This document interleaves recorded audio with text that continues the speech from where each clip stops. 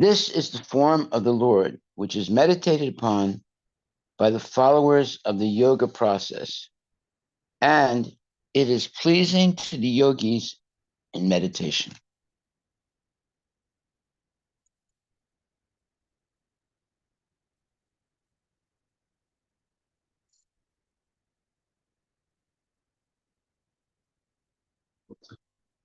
It's pulling up from my YouTube channel.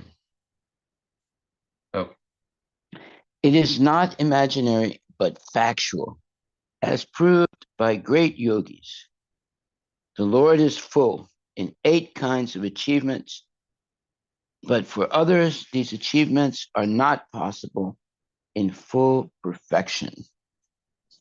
Purport by His Divine Grace, A.C. Bhaktivedanta Swami Srila Prabhupada. The success of the yoga process is very nicely described here. It is specifically mentioned that the form of the Lord as four-handed Narayana is the object of meditation for the followers of Yoga Marga, or the path of yoga. In the modern age, there are so many so-called yogis who do not target their meditation on the four-handed Narayana form. Some of them try to meditate on something impersonal or void, but that is not approved by the great yogis who follow the standard method. The real yoga marga process is to control the senses. Sit in a solitary place, sit in a solitary and sanctified place, and meditate on the four-handed form of Narayana, decorated as described in this chapter as he appeared before the 4 sages. This Narayana form is Krishna's expansion. Therefore, the Krishna consciousness movement, which is now spreading, is the real topmost process of yoga practice. Krishna consciousness is the highest yoga performance by trained devotional yogis. Despite all the allurement of yoga practice, the 8 kinds of yoga perfections are hardly achievable by common man. But here it is described that the Lord, who appeared before the 4 stages, is himself full of all 8 of those perfections. The highest yoga marga process is to concentrate the mind 24 hours a day on Krishna. This is called Krishna consciousness. The yoga system, as described in Srimad Bhagavatam and Srimad Bhagavad Gita, or as recommended in the Patanjali yoga process, is different from the nowadays practiced Hatha yoga as it is generally understood in Western countries. Real yoga practice is to control the senses, and after such control is established, to concentrate the mind on the Narayana form of the Supreme Personality of Godhead, Sri Krishna. Lord Krishna is the original personality of Godhead, and all the other Vishnu forms with 4 hands, decorated with conch, lotus, club, and wheel, are plenary expansions of Krishna. In Bhagavad Gita, it is recommended that one meditate upon the form of the Lord. To practice concentration of the mind, one has to sit with the head and the back in a straight line, and one must practice in a secluded place, sanctified by sacred atmosphere. The yogi should observe the rules and regulations of brahmacharya and to strictly live a life of self-restraint and celibacy. One cannot practice yoga in a congested city, living a life of extravagancy, including unrestricted sex indulgence and adultery of the tongue. The yoga practice, adultery of the tongue, is talking about eating meat, and it means something like that. You eat meat and other unsavory things. Yoga practice necessitates controlling the senses, and the beginning of sense control is to control the tongue. One who can control the tongue can also have control over the other senses. One cannot control the tongue to take all kinds of forbidden food and drink, and at the same time advance in the practice of yoga. It is a very regrettable fact that many unauthorized so-called yogis come to the Western countries and exploit people's inclination toward yoga practice. Such unauthorized yogis even dare to say publicly that one can indulge in the habit of drinking and at the same time practice meditation. When it says drinking, it means drinking liquor or wine or whatever. 5,000 years ago, Lord Krishna recommended yoga practice to Arjuna. But Arjuna frankly expressed his inability to follow the stringent rules and regulations of the yoga system. One should be very practical in every field of activities and should not waste his valuable time in practicing useless gymnastic feats in the name of yoga. Real yoga is to search out the four-handed supersoul within one's heart and see him perpetually in meditation. Such continued meditation is called samadhi, and the object of this meditation is the four-handed Narayana with bodily decorations as described in this chapter of Srimad Bhagavatam. If, however, one wants to meditate upon something void or impersonal, it will take a very long time before he achieves success in yoga practice. We cannot concentrate our mind on something void or impersonal. Real yoga is to fix the mind on the form of the Lord, the four-handed Narayana, who is sitting in everyone's heart. By meditation, one can understand that God is seated within one's heart. Even if one does not know it, God is seated within the heart of everyone. Not only is he seated in the heart of the human being, but he is also within the hearts of cats and dogs. Bhagavad Gita certifies this fact by the declaration of the Lord Ishvara Sarvabhutanam Hridese. The Ishvara, the supreme controller of the world, is seated in the heart of everyone. Not only is he in everyone's heart, but he is also present within the atom. No place is vacant or devoid of the presence of the Lord. This is the statement of Ishopanishad. God is present everywhere, and his right of proprietorship applies to everything. The feature of the Lord by which he is present everywhere is called Paramatma. Atma means the individual soul. Paramatma means the individual supersoul. Both Atma and Paramatma are individual persons.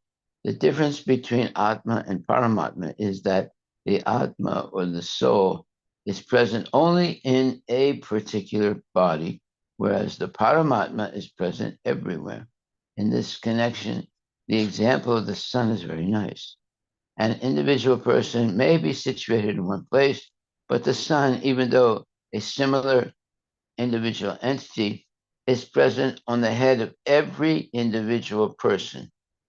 In Bhagavad Gita, this is explained. Therefore, even though the qualities of all entities, including the Lord, are equal, the supersoul is different from the individual soul by quantitative power of expansion. The soul or the supersoul can expand himself into millions of different forms, whereas the individual soul cannot do so. The supersoul, being seated in everyone's heart, can witness everyone's activities, past, present, and future. In the Upanishads, the supersoul is described as being seated with the individual soul as friend and witness. As a friend, the Lord is always anxious to get back his friend, the individual soul, and bring him back home, back to Godhead. As a witness, he is the bestower of all benedictions, and he endows each individual with the result of his actions.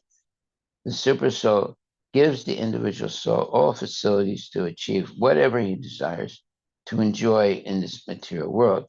Suffering is a reaction to the living entity's propensity to try to lord it over the material world. But the Lord instructs his friend, the individual soul, who's also his son, to give up all other engagements and simply, I'm sorry, to he endows each individual with the result of his actions. The super soul gives the individual soul all facilities to achieve whatever he desires to enjoy in this material world. Suffering is a reaction to the living entity's propensity to try to lord it over the material world. But the Lord instructs his friend, the individual soul, who is also his son, to give up all other engagements and simply surrender unto him for perpetual bliss and an eternal life full of knowledge. This is the last instruction of Bhagavad Gita, the most authorized and widely read book on all varieties of yoga. Thus, the last word of Bhagavad Gita is the last word in the perfection of yoga. It is stated in Bhagavad Gita that a person who is always absorbed in Krishna consciousness is the topmost yogi. What is Krishna consciousness? As the individual soul is present by his consciousness throughout his entire body, so the super soul or Paramatma is present throughout the whole creation by super consciousness. This super consciousness energy is imitated by the individual soul who has limited consciousness. I can understand what is going on within my limited body, but I cannot feel what is going on in another's body.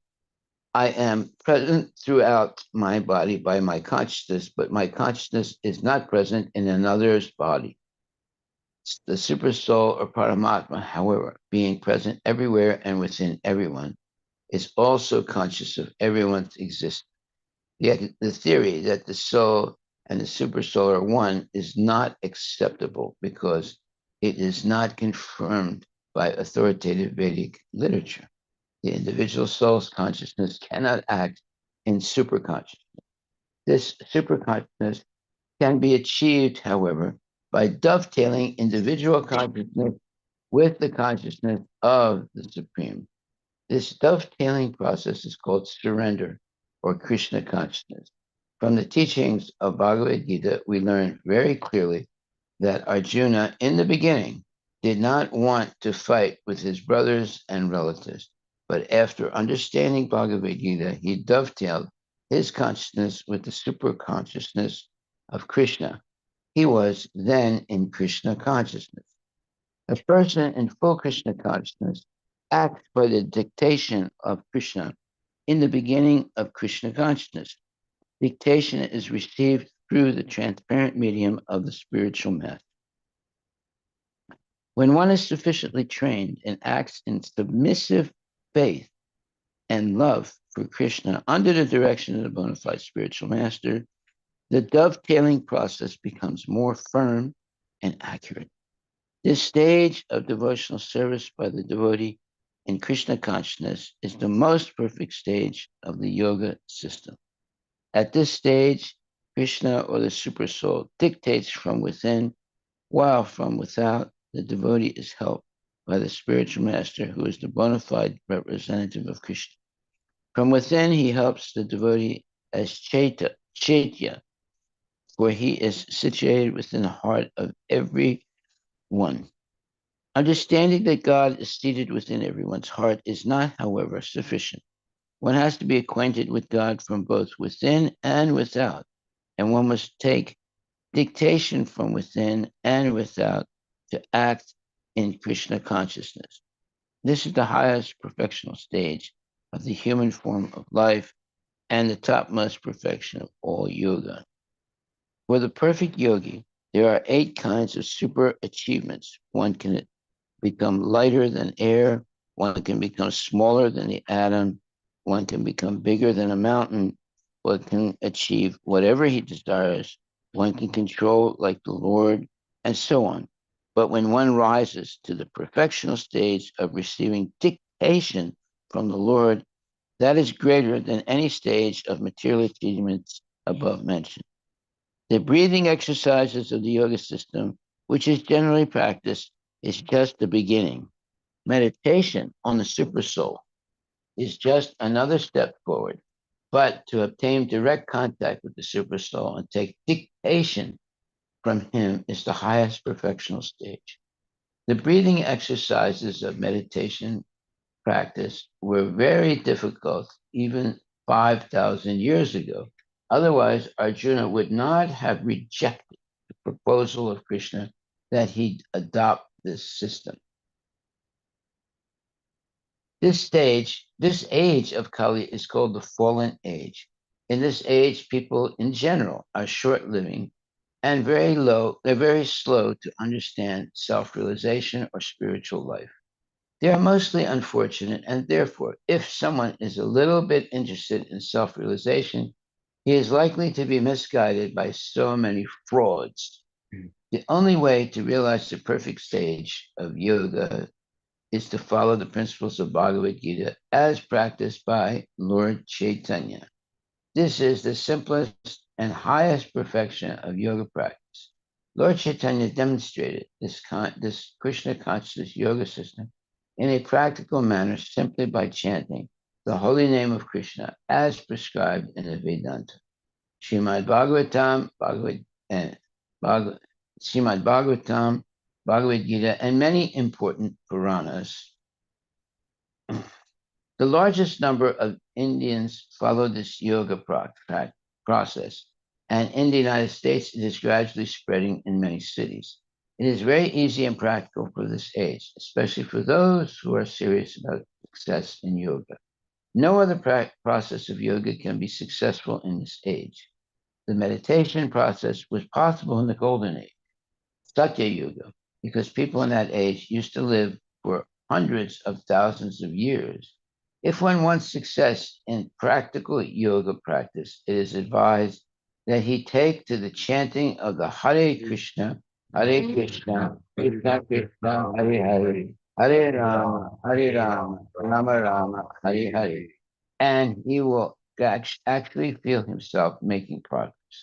In Bhagavad Gita, this practice of Krishna consciousness is prescribed as Raja Vidya, or the king of all erudition. Those who have taken erudition means realization or knowledge.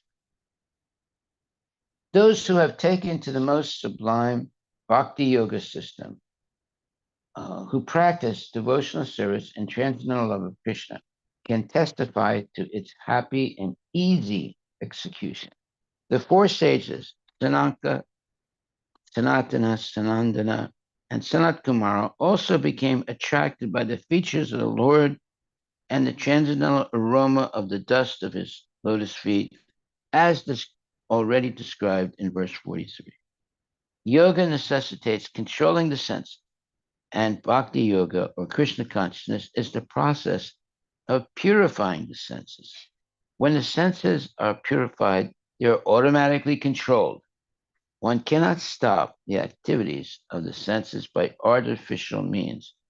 But if one purifies the senses by engaging in the service of the Lord, the senses not only can be controlled from rubbish engagement, but can be engaged in the Lord's transcendental service as aspired to by the four sages, Sanaka, Sanatana, Sanandana, and Sanat Kumara.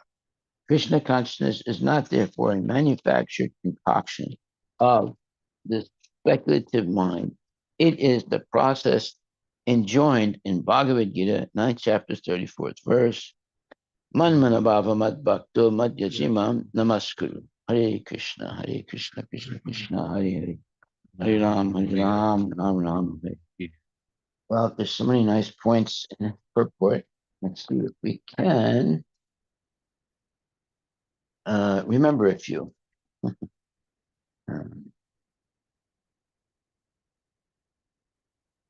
So, when it says Ishvara Sarvabhutanam Hridaya, that means that Ishvara, the Supreme Personality Godhead, Sarvabhutanam, in all living entities, Hridaya, is situated in their hearts.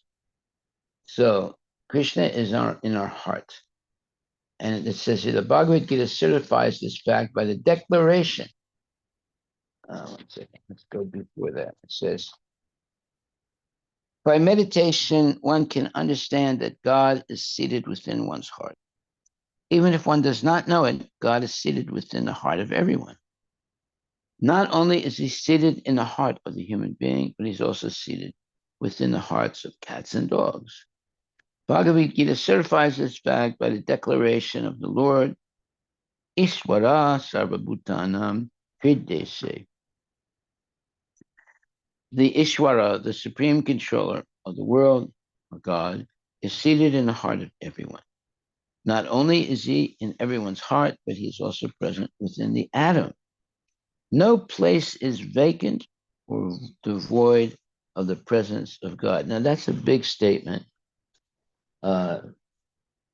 Sometimes you hear about the void, and sometimes the scientists try and create a void where there's nothing, like in a bottle or something. They take out all the air, and they call that a void. But even in that condition, there's still the Lord. So we have to accept this statement. No place is vacant or devoid of the presence of the Lord. That means anywhere you go, the universe, whether you're in a cave or you're in space, whatever, no place is vacant or devoid of the presence of the Lord. Krishna is everywhere. And this is interesting because let's talk about astronauts. Astronauts get in these rockets and they go outer space. They've never really gone farther than 400 miles into space. So they haven't really explored space. They might send the rockets a little farther than that, but not much. And but here it says, no place is vacant or devoid of the presence of the Lord. Now that's a very, very profound statement. And it says also before that, he is also present within the atom. Not only is he in everyone's heart, but he is also present within the atom. That means that he's in our heart and he's in every atom in our body. So he's all over the body and all over the universe. You can never be, let's say, away from the Lord because he's omnipresent. Now, that's an interesting statement because some people will say, well, I don't see him. So there's many things that we don't see.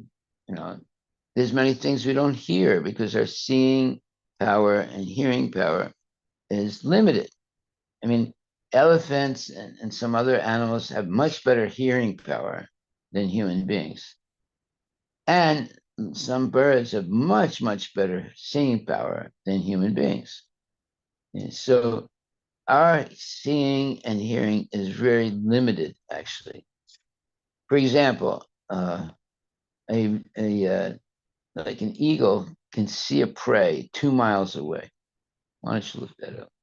See if that's true. Eagle can see prey, prey meaning animal victim, 2 miles away. And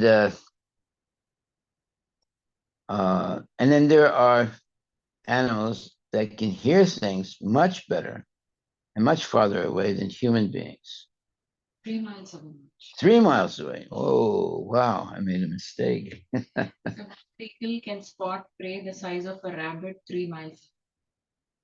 Wow, the eagle can spot prey 3 miles away. Whoa, I have to remember that now. You see, we learn something every day. Other post says 2 miles, but yeah, between 1 to 3 miles away. Yeah, I mean, 1 to 3 maybe miles. depending on the age of the Oh, bird. it depends which eagle. Also. No, you can say the eagle can see 2 to 3 miles away. Yeah. Wow. This posted golden eagles can see prey, such as a rabbit or mouse, from up to 2 miles away. Okay. A bald eagle can spot prey the size of a rabbit 3 miles. Yeah, that's what A bald eagle. Bald eagle is like the. Well, the eagle has to get a haircut.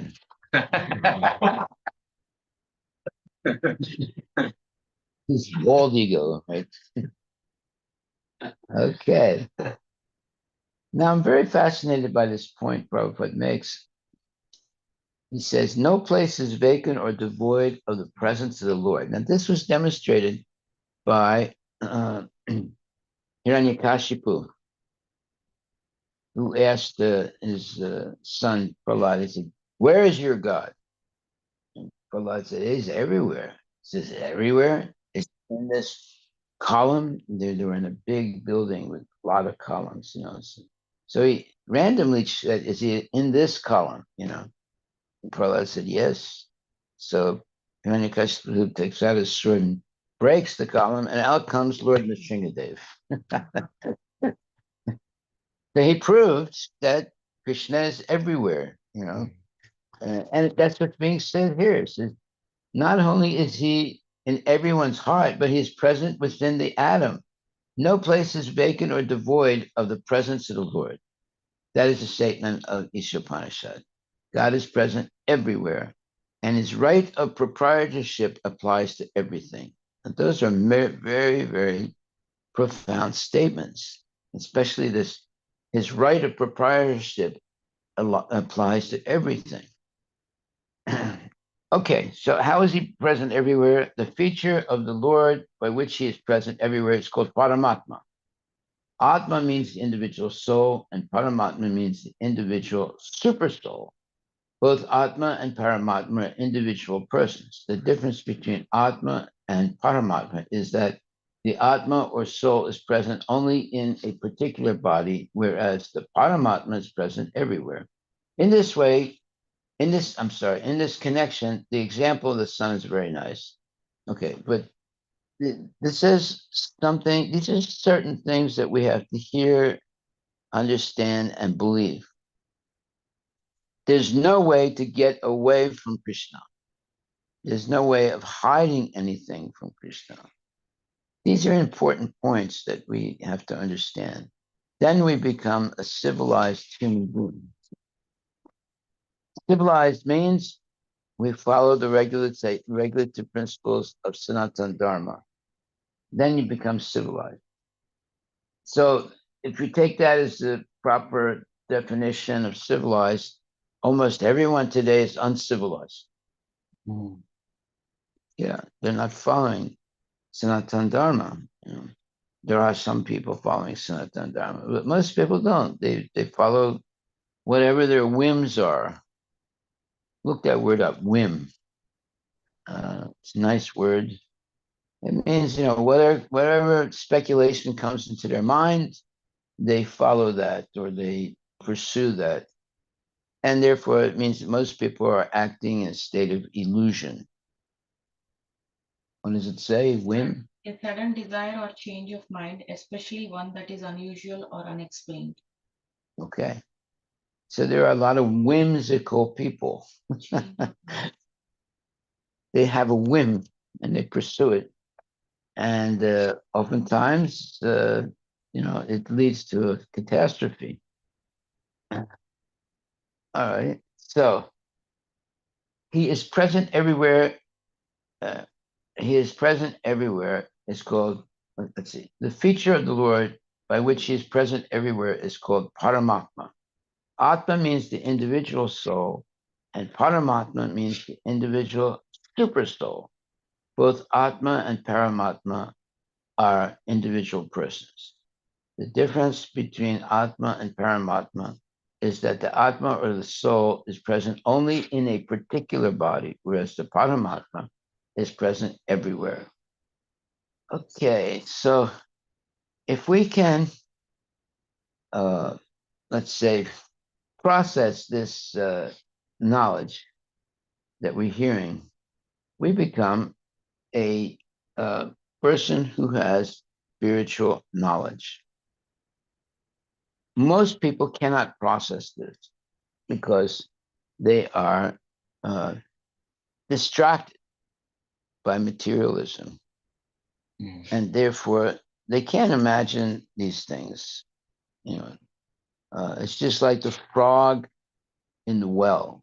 The frog in the well cannot even imagine how massive the Pacific Ocean is. He tries to guess, but it doesn't really come even close to understanding the expansiveness of the ocean. So that is more or less a description of our consciousness, human beings' consciousness. Like the frog. The frog is told there's something called the Pacific Ocean, and he thinks he can emulate it by puffing up his body by inhaling more. But that's not. That's so silly. It's really ridiculous. In the same way, we don't really understand what it means. Like when you talk about outer space, why do you think? Okay, let's look this up. Why is space dark? Outer space. Why is outer space dark? You'd think, no, it should be full of light because we see the sunlight here. So when you go into outer space, you should see the sunlight also, right? What does it say? Why is it dark? Since there is since there is virtually nothing in space to scatter or re-radiate the light to our eye. Yeah. Therefore, you go into outer space, it's dark. You got to have a flashlight to see things. And it's very interesting how, and by the way, this is why there's a cloud. Now, if you study clouds, it's amazing. It's unbelievable how interesting the science of clouds are. Some clouds have millions of pounds of water, millions of pounds. But how can they keep it in the air like that, right? Because millions of pounds of water is very heavy. Let's look that up. How can clouds carry millions of pounds of water? Because the space between each molecule of water is such that it's lighter than air. So that means there's a spread of the molecules of water, and therefore it becomes lighter than air. 1 million pounds. What's that? 1 cubic Yeah. kilometer of cloud contains 1.1 million pounds of water. Okay, now how can it carry so much water? Clouds can carry millions of pounds of water because of their large surface area and air resistance. Clouds are made up of water droplets and ice crystals that are too small to feel the effects of gravity. The droplets are constantly falling, but are pushed upwards by the air below them. The droplets collide and become larger, increasing their weight compared to the surface area. So then they fall down as rain. Mm. You see, very interesting things, the little drops, if they're spread apart enough, they become lighter than air. And so whenever you see a cloud, it means it can carry thousands of pounds of water because they're separated, right? And when they come closer together, they become bigger drops, then eventually they fall down. A lot of mysterious things happening in this world. A lot of mysterious things. And we're only touching a few. Okay, so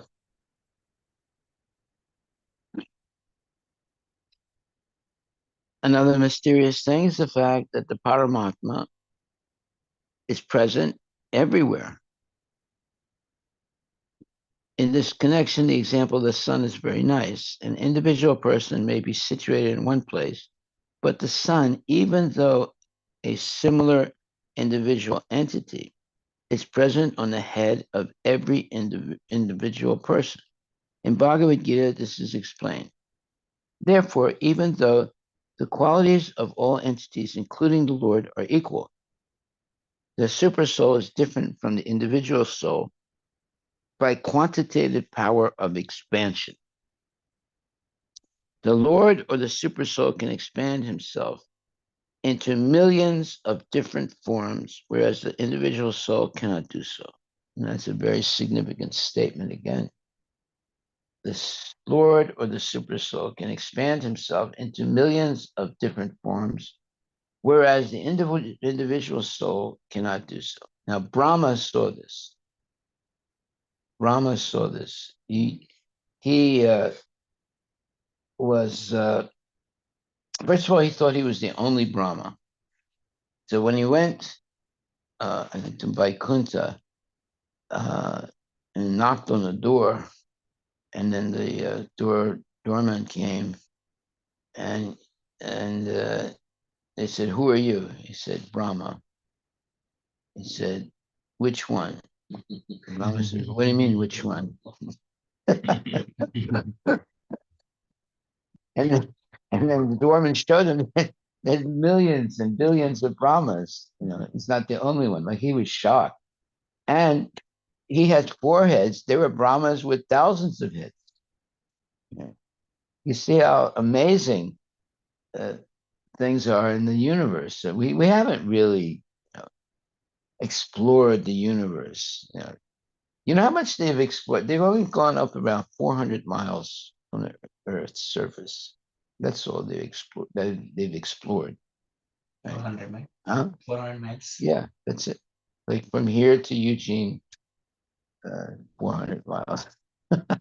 And then they talk about, space exploration. They haven't done anything. And in the same way, they've hardly explored the depths of the Earth. They haven't gone more than maybe 2, 3, 4 miles. Why don't you look that up? Yeah, actual humans have not made it very far into space. While astronauts live and work in the orbit on the International Space Station, the only other body in space that humans have walked, again, they claim, is Earth's moon. So humans have only explored just past the edge of our own solar system with spacecraft and probes. Yeah, and then as far as the core of the Earth, they haven't gone more than a few miles. That was 12 miles or something. Yeah. How many miles does it say? Going to the core. Yeah.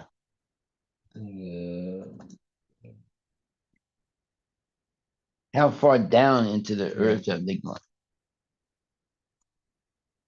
You see, I mean, they talk about as if, the space exploration.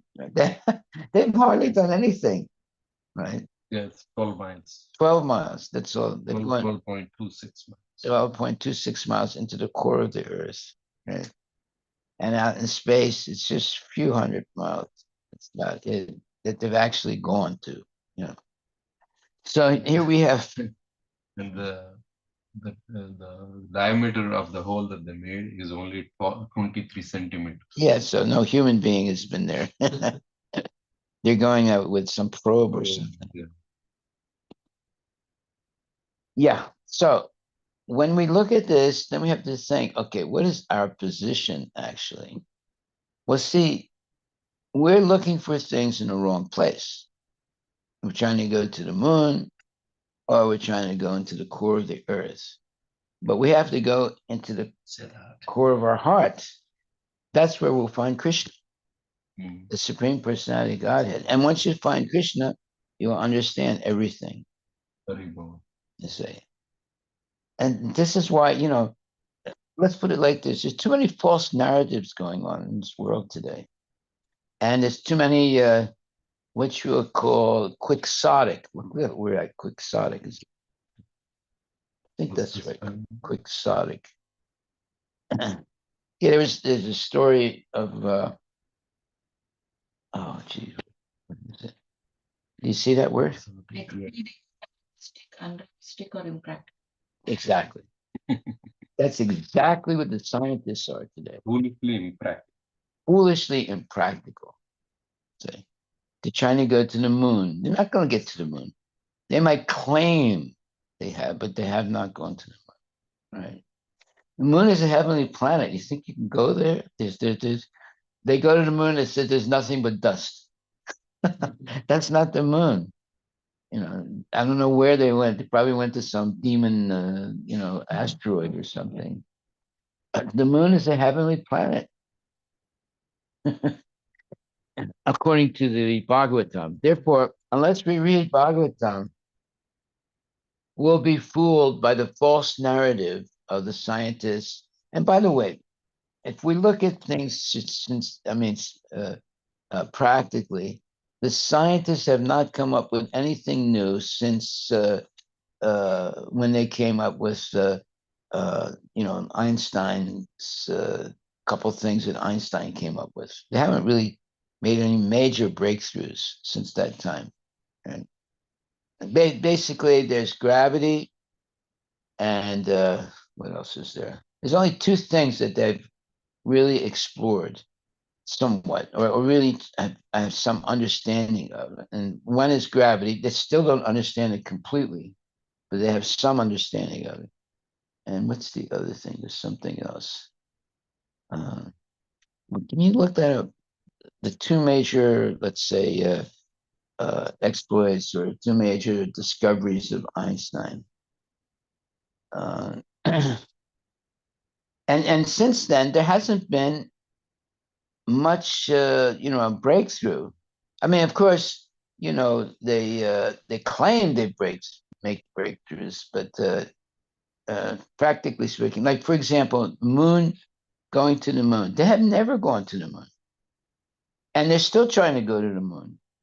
You see, they claimed 55 years ago they went to the moon, and now they're trying to go to the moon again, which means they didn't go 55 years ago. Okay. What does it say about it? Relativity. What? Theory of relativity. Of Einstein, theory of relativity. Yeah, there were two theories of relativity. There's that he had. Relativity means that if two objects are going at different speeds, I don't know. Why don't you look up what the theory of relativity? I don't want to say something wrong. Theory of relativity, well, you get the idea that there are no absolutes in the universe. Everything is relative. And relative means one thing is related to another thing, which is related to another thing, which is related to another thing. Whereas absolute knowledge is that one thing is related to the absolute truth and nothing else. It's just the absolute truth and then things that are relative to that. Whereas relativity means is an unending dependency of one thing to another thing to another thing to another thing. Is that right or wrong? Basically, theory of relativity usually encompasses two interrelated physics theories. That is the special relativity and general relativity.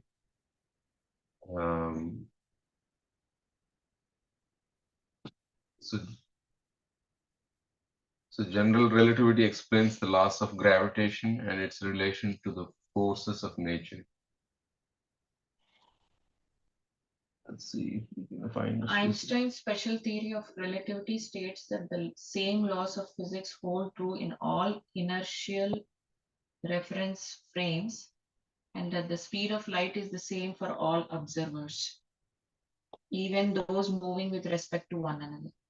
Yeah, that's the same. Even those moving, With respect to one another. with respect to one another. Yeah. That may not be true. That may not be true. I have to think about it some more. So read that again. Let me hear that. Einstein's special theory of relativity states that the same laws of physics hold true in all inertial reference frame and that the speed of light is the same for all observers, even those moving with respect to one another. Yeah, that's his theory. I think people have proven that all of that is not true. Yeah, I think maybe the two key concepts. This is more of a human understandable language for normal people. So the theory is based on two key concepts. First, The natural world allows no privileged frames of reference. So there is no absolute, basically. Mm. As long as an object is moving in a straight line at a constant speed, that is with no acceleration, the laws of physics are the same for everyone. It's a bit like when you look out a train window and see an adjacent train appear to move. But is it moving, or are you?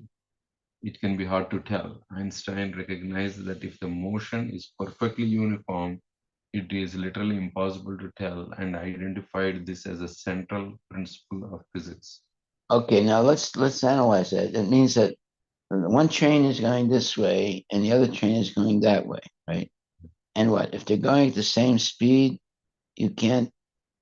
Now, if they both are going at the same speed, and absolutely, let's say there's no friction, then you won't know that things are moving. Uh-huh.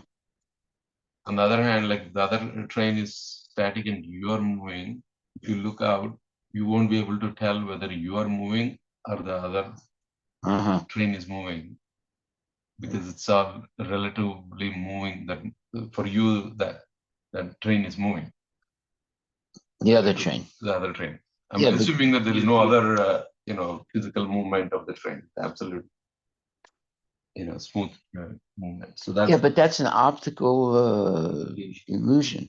yeah. So that's what he's basically explaining, that because You think the other train is moving. yeah, you feel like the other train is moving, Yeah. even though your train may be moving. And I've Now your in train is childhood we have experienced in India. yeah. Your train is moving, the other train is not moving. Yeah. But when you look at the other train, it looks like it's moving. It is. Yeah, it's an optical illusion. Yeah. Yeah, but when you pass the other train, then you realize, oh no, even the No, you you need don't to see realize. something static. Let's say the platform. Yeah, that you can understand. Is Then that. you will understand that, oh, the platform moved means like platform cannot move, so it must be my train. Yeah. Interesting. So we have to be very careful. There are many things that baffle us or fool us, Mm. especially when if everything is static, you can more or less understand it. In other words, if everything doesn't move, you can more or less understand it and examine it very closely. But if things are moving, it's much more difficult to understand them because you might not be able to process as fast as things move. Like you see a very fast car passes you, right? So you can follow it for a little while, but then after some time, you can't follow it anymore. Although it's still there on the ground, rolling, but we can't process it.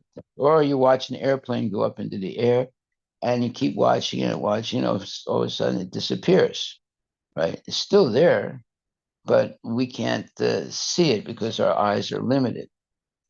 So I think the main point is that there are many things in the universe that are real, but we can't see all of those things because we have limited senses.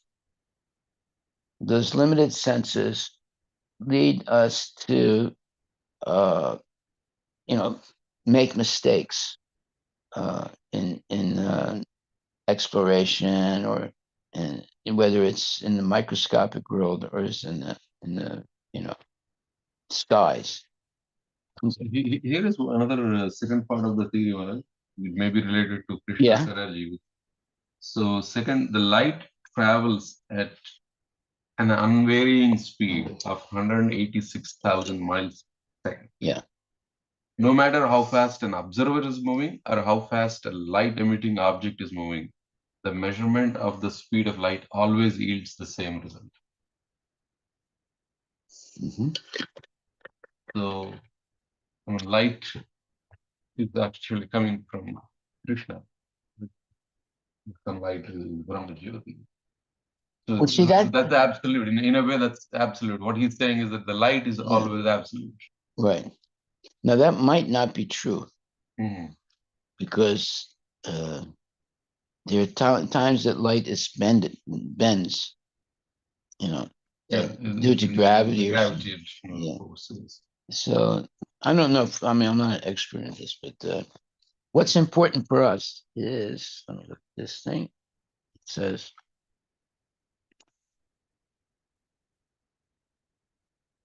no place is vacant or devoid of the presence of the Lord. That is a statement of Ishopanishad. God is present everywhere, and his right of proprietorship applies to everything. Now, if people accepted that statement, then there would be no longer, wars and things like that, because Krishna is present everywhere, and his right of proprietorship applies to everything. Therefore, we have to get permission from Krishna to use things. And if we don't do that, then we get subject to karma. The feature of the Lord by which he is present everywhere is called Paramatma. Atma means the individual soul, and Paramatma means the individual supersoul. Both Atma and Paramatma are individual persons. The difference between Atma and Paramatma is that the Atma or the soul is present only in a particular body, whereas the Paramatma is present everywhere. Now, if we could actually see the Paramatma, that would be a major, let's say, realization that would change the whole face of existence, that would change the whole way we see reality. I say. In other words, in every person's heart, we would see Krishna. That would change the way people relate to each other. So if you can accept it, that Paramatma is present everywhere, then it changes the way you see things.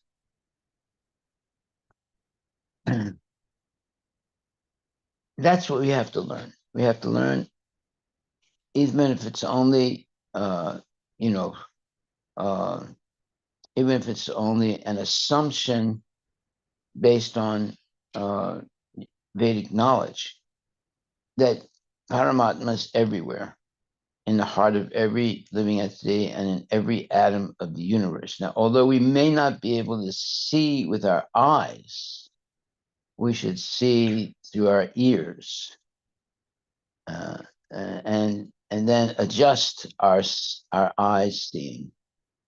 So our eyes are limited, but you can adjust the limitation of what the eyes see by hearing. And so basically it's saying that God is present everywhere, in the soul of, in the body of every living entity and in every atom of the universe. This is a major statement that if we actually accept it, it changes the way we relate to each other and the way we relate to, let's say, our conception of things. Like, for example, a thief is successful when no one sees him steal something. Okay. So he'll usually go out at night when most people are sleeping and try and steal something, or he'll try and steal something when he feels no one is watching him. Right now, see, that is a false conception because his Paramatma is seeing everything he does. So due to ignorance, people do things thinking they can get away with it, and they get caught eventually. Right? And if they don't get caught, they're going to get caught by Krishna and the laws of karma. So no one can get away with anything. Why? Because God is present everywhere, and his right of proprietorship applies to everything. That means that Krishna owns everything.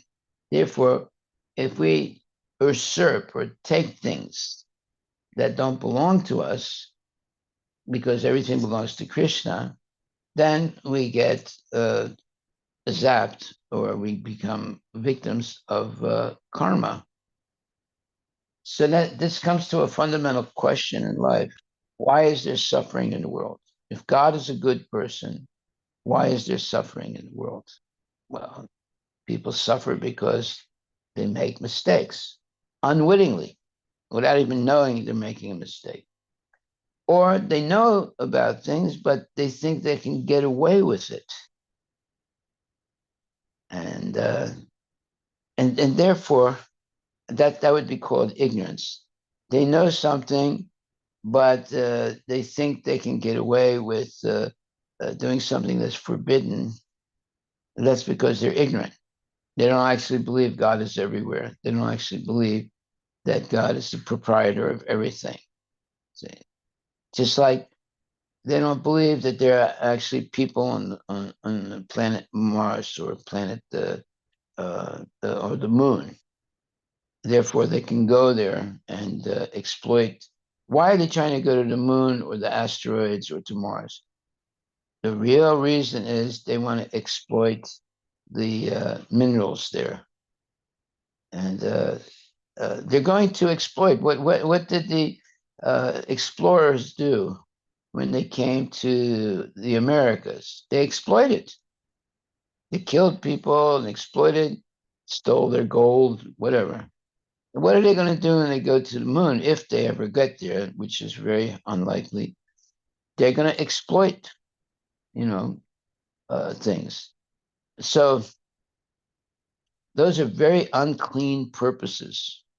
If you say, well, no, we want to go to the moon and we want to talk to the moon people. That's not, they have no desire at all. In fact, they'll probably shoot the moon people if they see them, or try to. Fortunately, they won't be able to see them because the bodies of the people on the moon are not made with the same percent of material, let's say, substances. Our bodies are made mostly of water and earth. The bodies on the moon are mostly subtle bodies of mind.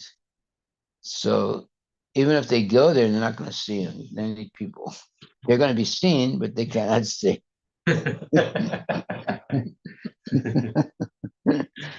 Yeah. Okay, I think we'll stop there. This is interesting, and so much information here. It's very hard to cover it in one session.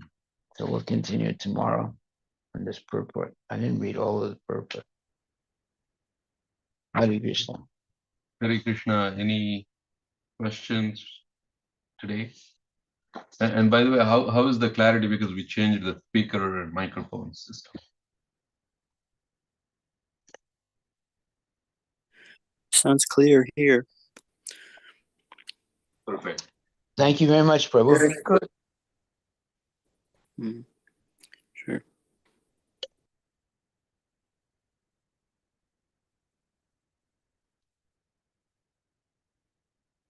Okay.